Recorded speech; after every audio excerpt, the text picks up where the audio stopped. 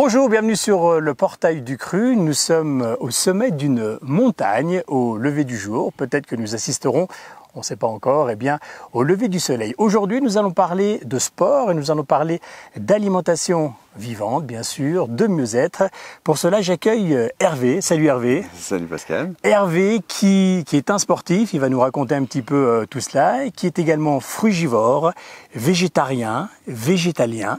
Et ça nous intéresse parce que vous allez voir que le sport, ces activités sportives, on peut les conjuguer justement avec cette alimentation, ce que ça lui apporte, pourquoi il en est venu ici. Voilà, on parle de cela en général sur notre chaîne et j'ai voulu justement inviter un sportif haut niveau quand même, vous verrez tout ce qu'il a fait et on va en parler bien justement ici au sommet de cette montagne. Bienvenue, merci de nous recevoir chez vous, c'est le portail du Cru.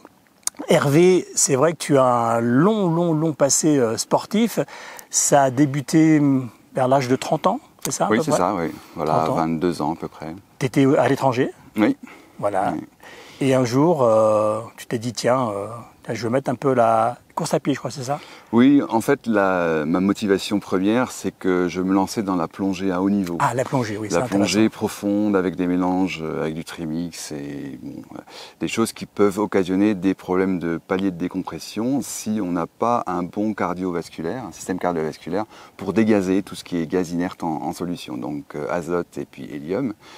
Et je voulais rejoindre un groupe aux États-Unis, j'étais en Angleterre à l'époque, et il fallait pour les rejoindre avoir un bon niveau, un bon niveau déjà en plongée et puis un niveau relativement bon en sport. Et j'avais peut-être une bonne dizaine de kilos en trop, ce qui est mauvais pour la graisse, ça retient tout ce qui est azote et ça fait des problèmes de palier de décompression. Donc je me suis mis au vélo d'abord, ensuite au triathlon, et après, comme une fois aux US, je prenais l'avion 4 fois par semaine, c'est compliqué le vélo, c'est compliqué la natation, donc la paire de baskets dans la valise, ça passe partout, et j'ai résolu un problème de genou qui m'a permis de courir 5 km sans avoir mal, puis 10 km, avant j'avais mal sur 5 km. Puis 10 km, puis 15, puis 20, puis marathon, et je me suis intéressé au sport de longue distance. Voilà, longue distance, donc tu as fait des marathons. Alors oui, au final j'ai fait plusieurs marathons aux US, et à l'époque j'étais ni végétarien ni végétalien. Voilà, tu avais une alimentation vraiment classique. Ouais. Et j'avais pas mal de blessures de sport aussi, surtout de la tendinite. Et c'est ce qui m'a amené petit à petit, une fois de retour en Europe, à l'alimentation. Une première personne qui m'a donné une clé, qui m'a dit « Et si tu as essayé d'arrêter le lait ?» Et moi qui étais un gros buveur de lait, de chocolat, un gros mangeur de fromage, j'ai essayé et effectivement mes problèmes de tendinite ont graduellement disparu. C'était la première clé. Donc on va dire qu'il y a 4 piliers. De toute façon, on a tous un détonateur un jour. Il y a quelqu'un qui nous met un peu le pied à l'étrier ou alors qui suscite cette curiosité justement. Le premier, ça a été Thierry, voilà. Casas Novas. Là, je suis monté en puissance au niveau sportif. Je suis passé du marathon de route à l'ultra trail, donc le Tour du Mont Blanc, l'UTMB que tout le monde connaît, mais d'autres aussi. Et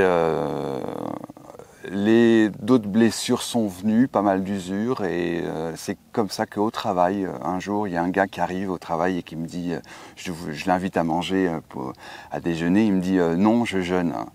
On courait ensemble, on courait à midi assez régulièrement. Je dis quoi, tu jeûnes? Je connaissais rien du tout du jeûne.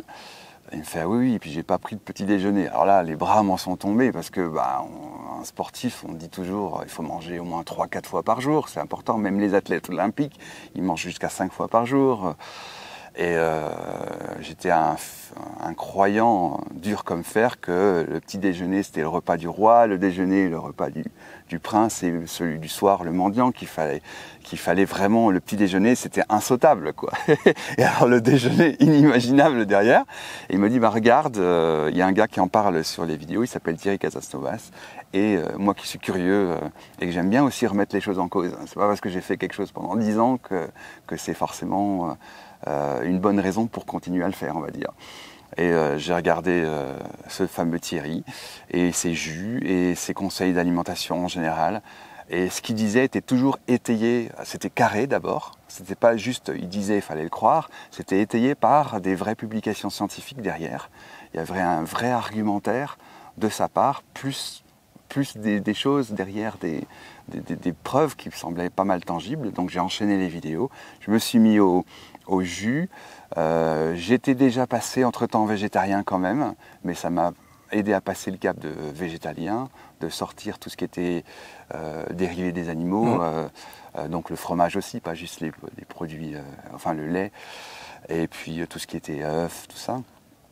Et puis voilà, ça m'a permis de sortir d'une partie de mes blessures quand même, ça m'a donné un bon paquet de clés.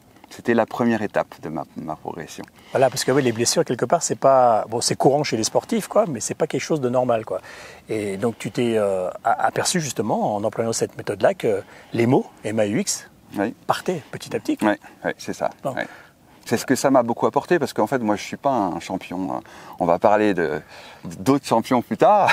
Moi, je ne suis pas un champion. Je suis juste quelqu'un qui fait beaucoup de volume, qui va faire des longues épreuves en montagne qui peuvent aller jusqu'à 2 nuits blanches. Plus, après, j'ai fait la Tour des Géants qui implique 5 nuits sans beaucoup dormir. Hein, c'est 300 km avec 24 000 mètres de dénivelé. Mais je finis. Je suis une version increvable, mais pas champion. Ce que m'a apporté l'alimentation, c'est de sortir des blessures. Quand j'ai commencé tout ce qui est UTMB, donc en 2005, mon premier UTMB, il y a pas mal de gens dans mon entourage qui m'ont dit tu verras, tu vas avoir des gros problèmes de genoux. Alors c'est rigolo parce que je les avais avant et je les ai plus. Et tu auras des problèmes de dos, tu vas être tout cassé. Et 10 ans plus tard, les mêmes personnes que j'ai recroisées, eh ben, c'est eux qui avaient des problèmes de dos. Et aussi d'autres problèmes, on va dire. Et en fait, plus je fais ce genre d'épreuves, plus je suis en forme. Là, j'ai 52 ans. Maintenant, à peu près tout le monde me dit que je fais pas mon âge. Mon frère qui est plus jeune, on le donne plus âgé que moi à chaque fois. Et donc, ça m'apporte énormément. Ça me donne la pêche. Le sport, déjà, à la base, surtout en nature, le trail, c'est pas comme le marathon sur bitume. Le bitume use beaucoup. Ouais. Le trail, on peut faire 40 heures et courir quand même derrière. Enfin, c'est incroyable. Donc c'est la joie d'être en nature et la joie d'être en bonne santé. D'accord, c'est intéressant. Voilà. Tu es végétalien, végétarien, frugivore. Donc c'est pas venu tout de suite le frugivore. Oui, mais voilà, aujourd'hui c'est ça.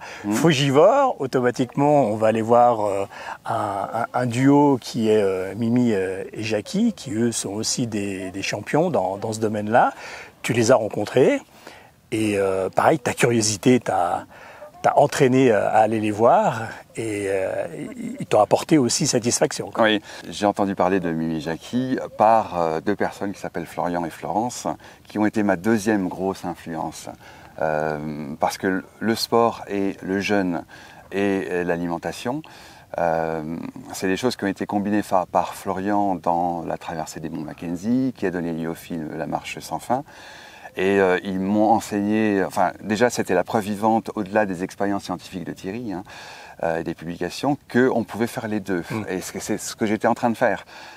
Donc l'étape intermédiaire avant de parler de Mimi et Jackie, c'est Florian, et avec qui j'ai appris beaucoup de choses sur des choses qui dépassent juste l'alimentation. Parce que là on commence à parler de bain froid, de jeûne sec, de nettoyage, donc tout ce qui est purge. Les purges, là aussi. Et ça, c'est des choses que j'ai appris beaucoup avec Florian. On organise des jeûnes et trek où on met ça en pratique et on partage ça avec des groupes de participants qui sont débutants à la matière et on arrive à leur faire 7 jours de marche toute la journée sans manger, juste en buvant ce qu'on trouve.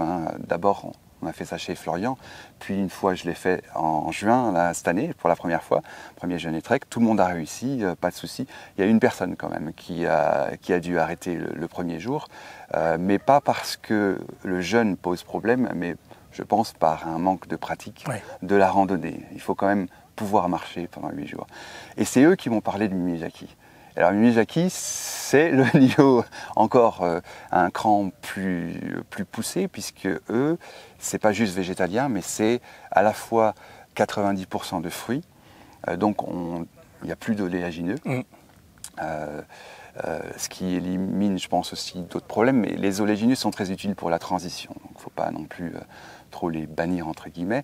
Mais non seulement ça, mais en plus 90-10, donc ça veut dire 10% de gras et 10% de protéines. Et puis les associations alimentaires. Et ça, c'est un niveau extrême, beaucoup plus poussé, qui nécessite une transition avant d'y arriver. Et ils sont la preuve vivante.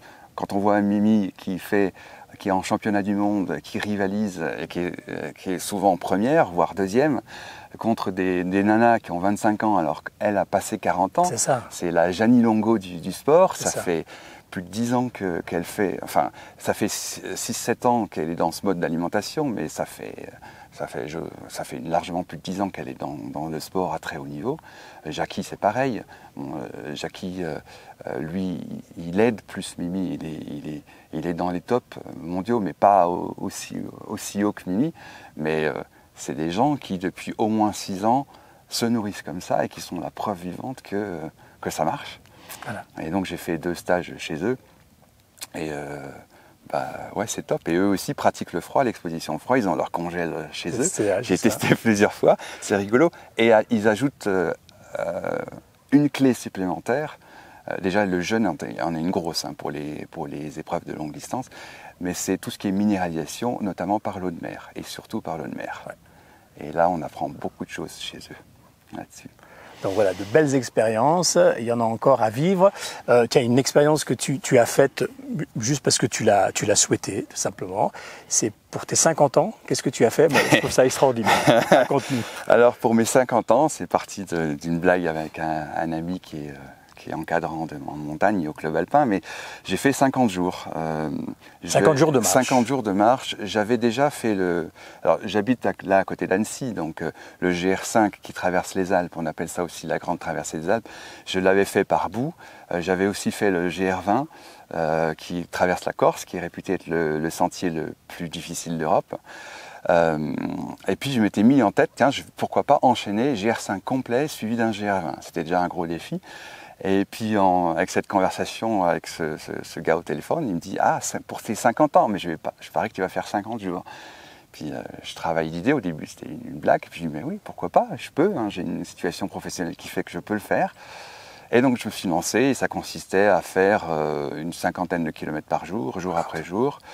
Sur le GR20 c'est plus compliqué parce que le terrain est beaucoup plus technique que les Alpes, donc je pense que j'ai plafonné à 35. C'était des journées de 12 heures à peu près, 10-12 heures. Donc je faisais ce que je pouvais dans la journée. L'important c'était de faire pour moi 50 jours. Ça a fait un total, alors j'ai fait le GR5 descente, pris le ferry, enchaîné le GR20, à Conca demi-tour, refait le GR20 dans le sens et remonté le GR5 jusqu'à Saint-Gingolph, qui est le départ le plus connu. C'est pas le vrai départ, parce que le vrai départ, il est en Hollande. Et puis, il me restait 3 jours, 47e jour. Donc, je me suis dit, je vais continuer dans le Jura, puisque le GR5 descend du Jura et les Vosges aussi. Puis, j'ai remonté jusqu'à Pontarlier, arrivé à mon 50e jour, ce qui m'a fait 1700 km total, avec 95 000 de dénivelé positif. C'est extraordinaire, ça. Et tu étais tout seul? J'étais tout seul. Alors, j'ai essayé de recruter les amis, tout ça. Par Facebook, je faisais un compte rendu tous les jours, avec des photos, des vidéos. Plusieurs personnes m'ont dit qu'ils feraient un petit bout avec moi. 2 l'ont fait. D'accord. C'était sympa. Tous les autres 48 jours, j'ai fait tout seul. Par contre, je rencontrais pas mal de monde. Et c'est cette expérience aussi qui nous a donné l'idée de faire un jeûne trek en Corse. C'est ce qui va se passer là. Dans une quinzaine de jours, ce sera le départ avec Mimi Jackie, avec Florian Florence et avec un ancien aussi des Jeunes Trek. Et on va tester ça, le même GR20, mais à jeun. À jeun. Donc un jeûne trek donc de 9 jours à peu près, entre 7 et 9. On va essayer de le faire en 7 et 9. Quand j'ai fait l'aller-retour, l'aller je l'ai fait en 6 jours, mais je mangeais. Et le retour je l'ai fait en 7 parce que je voulais passer le Mont Tinto et aller voir le Cirque de la Solitude et prendre un peu plus de temps.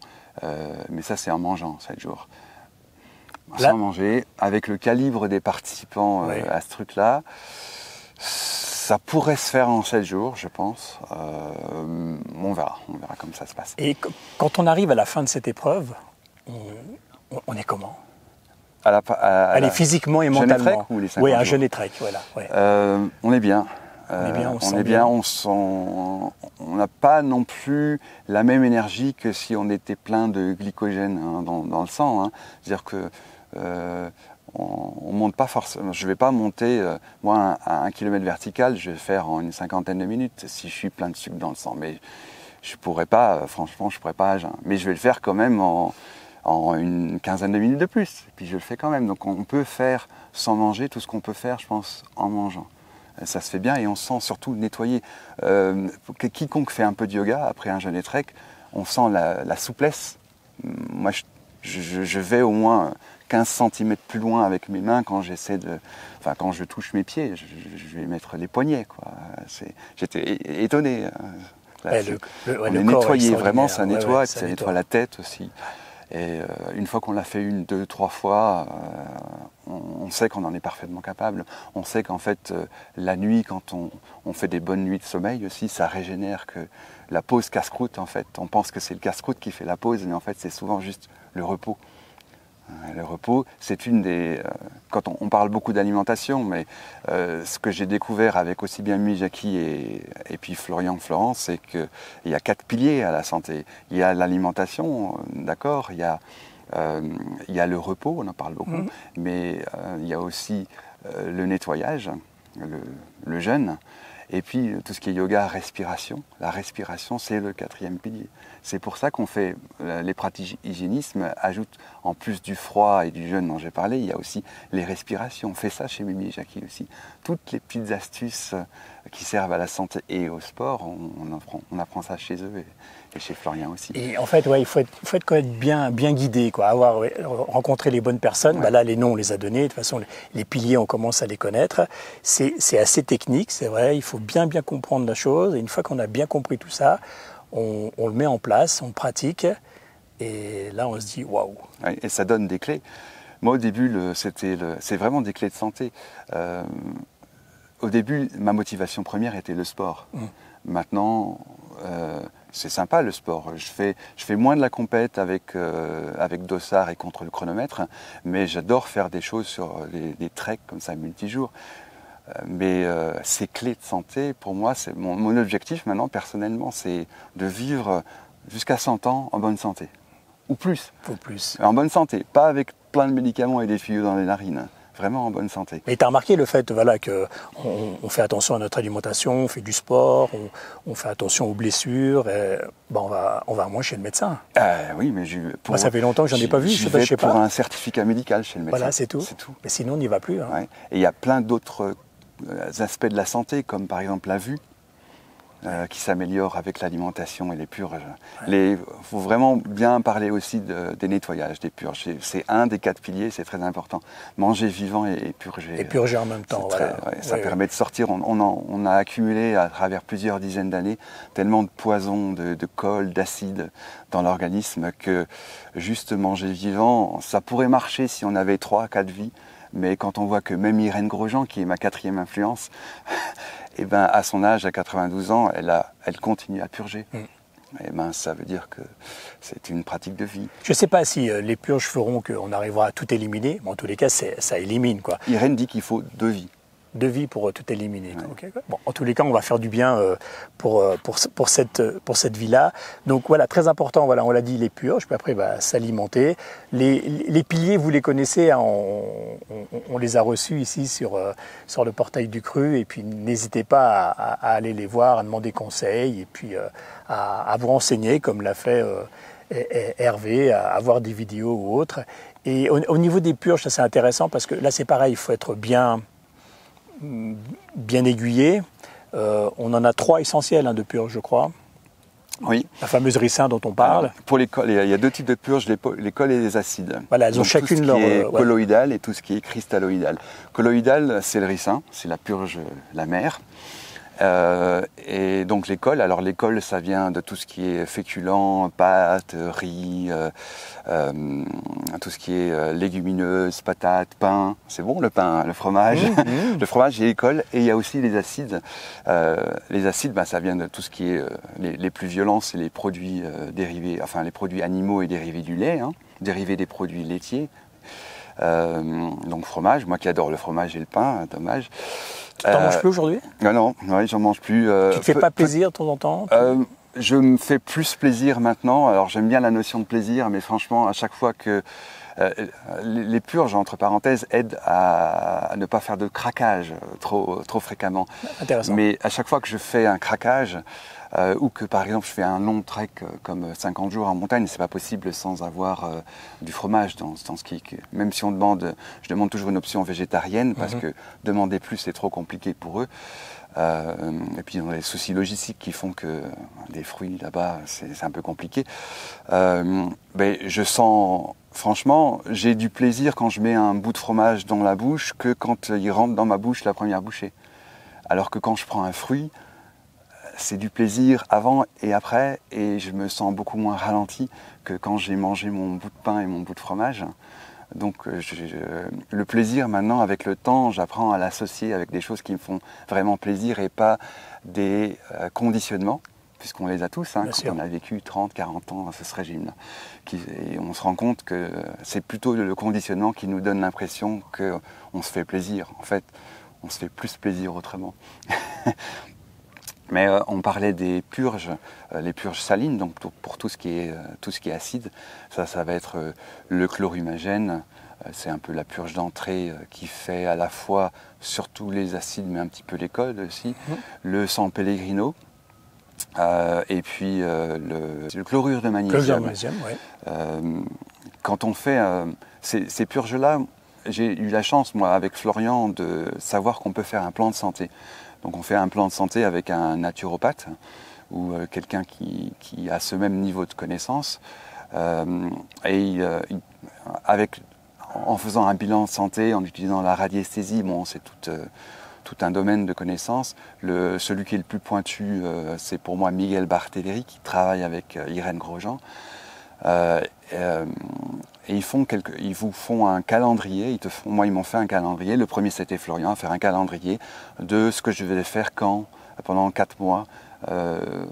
Très souvent c'est un ricin, on est tous un peu encollés on va dire. Donc un ricin par mois ou un ricin toutes les 3 semaines, donc on le met dans le calendrier. Une purge saline au moins, par mois aussi. C'était toutes les 3 semaines moi au début, souvent du San Pellegrino. Et puis un nettoyage du foie, donc la cure de Moritz. Le foie c'est tout un sujet, tous les calculs biliaires et rénaux, on pourrait en parler pendant longtemps, mais moi je donnerais le conseil à des gens qui veulent faire ça gentiment, c'est d'aller voir un naturo. Il y a Jean-Charles aussi qui travaille avec Irène, et puis qui se fasse prendre en main, souvent avant de faire du jeûne par exemple. Il y a des gens qui sont trop encrassés, pour qui le jeûne risque de sortir trop de déchets, et ils vont avoir pas mal de problèmes de santé, qui sont en fait non pas de la maladie mais du nettoyage, ce qu'on appelle des crises d'élimination. Et de faire plusieurs cycles de nettoyage gentil avant pour faire sortir ça dans les toilettes, c'est beaucoup plus sympa que de se choper ces symptômes. D'accord. Voilà. De toute façon, on a un plan de santé. On a un plan de santé qui est propre à soi-même en fait. Spécifique. Voilà. Toi, t'en as un. Peut-être que je n'aurai pas le même. Une femme n'aura pas le même, etc. Voilà quoi. Et par rapport à ça, on peut suivre directement tout cela. Donc, voilà, vous avez les clés tout simplement. Il y a d'autres preuves vivantes, justement, ici, qui vous montrent que tout est possible en étant frugivore, végétarien, végétalien. On se retrouve dans 50 ans alors. Ouais, ça serait bien. Allez, soyons positifs. J'ai été ravi en tous les cas de vous présenter Hervé. Il a une multitude de choses à vous dire, mais voilà, je voulais vous parler du sport et de l'alimentation et de la purge et de prendre soin de soi. Et si vous avez des mots, MAUX, c'est pas normal. Il y a des choses à changer. Et voilà, vous avez les clés pour les changer. Bonne suite. Merci. Je me fais pas de soucis. Merci Hervé. On va profiter de ce magnifique lever de soleil. Oui, on a le Mont Blanc juste derrière. Voilà, tout simplement. Là, juste par là. Et on est dans un cadre magnifique. Voilà, cadre magnifique, en pleine santé. On est content de vous recevoir, on est content de vous donner des informations. Et puis, n'hésitez pas à aller chercher. On essaiera de vous en transmettre encore et encore. À très bientôt sur le Portail du Cru. Un grand merci à toi, Hervé. Merci, Pascal.